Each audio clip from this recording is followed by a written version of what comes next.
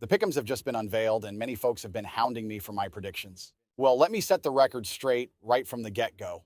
I'm going all in with my biases here. No room for criticism, folks. I'm a person of honor, and my heart beats for none other than the mighty G2. If you've got no love for G2, or if you're riding the LCK or LPL hype train to the max, then sorry, there's just no convincing me otherwise. So, as I dive into these predictions, let's remember one thing. I'm a die-hard G2 fan, and that's where my allegiance lies. To the doubters and the skeptics, well, there's not much I can do for you. Let's roll G2. In the realm of wild guesses, I'd say predicting a reverse sweep with just 2 games won is a decent shot. Game duration? Well, it's a bit of a toss-up, isn't it? LCK tends to drag things out, and those wildcard teams might fumble a bit, but I can't see a game lasting beyond 49 minutes. As for pentakills, well, here's the deal. 3+ pentakills aren't exactly a long shot. When it comes to play-ins, those major regions tend to flex their muscles a bit.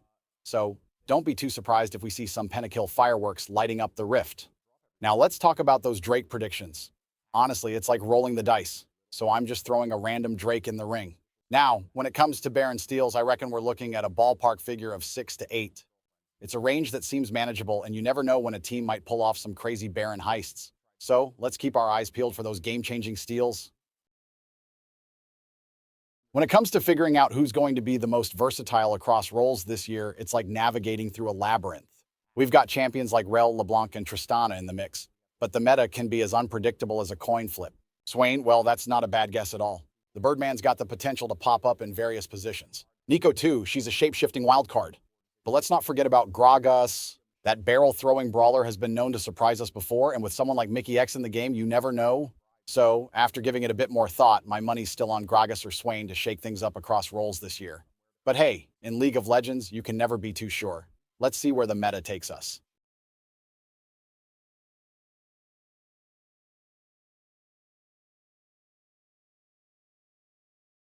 When it comes to who will be the most picked, it's a bit like reading tea leaves. LeBlanc's causing a stir in solo queue, but we know that doesn't always translate to the pros. Remember Kaisamid, anyone? While scrim data is limited, I'd still bet on LeBlanc. She's got that flair and unpredictability that pros love, so LeBlanc seems like a solid pick for being highly picked this year, but in League, surprises are always in the cards. If meta stays the same it was, Ivern is a good guess. I'll make it short on this one.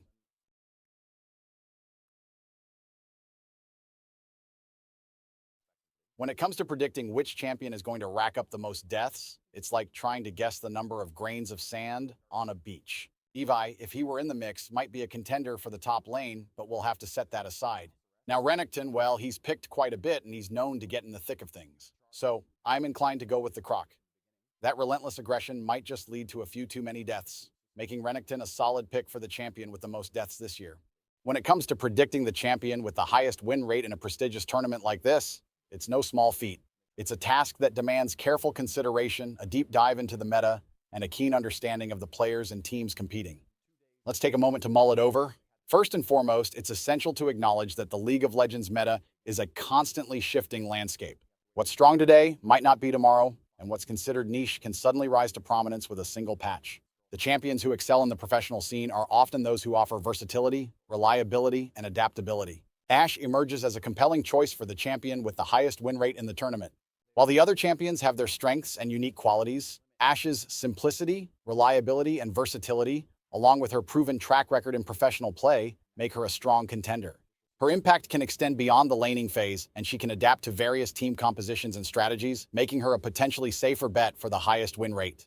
When it comes to predicting which player is likely to play the most different champions in the tournament, then there is one name that undoubtedly stands out in this regard: Yike. This player has showcased an impressive level of champion diversity, leaving us in awe with their ability to adapt to various champs and playstyles. The best bet for the player with the most kills is to select an AD carry, and I'm putting my money on Hans. There's no doubt about that. When it comes to predicting the player with the highest KDA, it's tempting to make a reckless joke, given his reputation for maintaining impressive KDAs throughout his career. However, let's explore other possibilities, and one player who stands out in this regard is Hans Sama.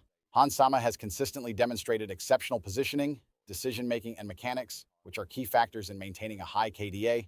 His ability to contribute to team fights without taking unnecessary risks has often resulted in him having an impressive KDA. The title of most first bloods in a tournament can indeed be tempting to associate with a player like Jankos, known for his aggressive jungle plays and early game impact. However, if Jankos isn't in the competition, it's a reasonable choice to consider Yike for this honor. Yike's versatility and ability to adapt to different roles and champions can potentially lead to early game kills, making him a solid candidate for securing the most First Bloods title. As we await the tournament's action to unfold, it's going to be exciting to see who emerges as the First Blood King on the Summoner's Rift. Most pentakills easily goes to Hans Sama. I bet we play against teams like T1 and PSG, so Hans Sama can smurf early in the tournament. Well, this should be an easy decision, just like last year. Just go for PSG. When it comes to predicting the shortest game time, it's often safe to keep an eye on G2 Esports. They are known for their aggressive playstyle and have a history of closing out games quickly when they gain an early advantage. G2's penchant for explosive early game action makes them a strong candidate for delivering the shortest game in the tournament. Considering T1's overall strengths and their steals last year, they could be a contender for Baron steals. However, G2 Esports, with their strategic adaptability and history of creative plays, remains a strong choice for the team with the most Baron steals in the tournament. Which team will win Worlds? G2 without hesitation. And which team will play the most champs? That goes also to G2. They have the flexibility to do so. When it comes to predicting which teams will make it out of the play-ins, it's a blend of heart and analysis. PSG Talon indeed has a strong reputation and is considered a front-runner in the play-ins. However, as much as I may favor Golden Guardians, it's essential to weigh the odds. Choosing Europe, represented by BDS, as your second pick to make it out of the play-ins is a reasonable choice. European teams have historically performed well in international competitions, and BDS could carry that tradition forward. Also, I am biased here. But yeah, they have to win first to get to play-ins. Guess that's it for today. So see you later, alligator.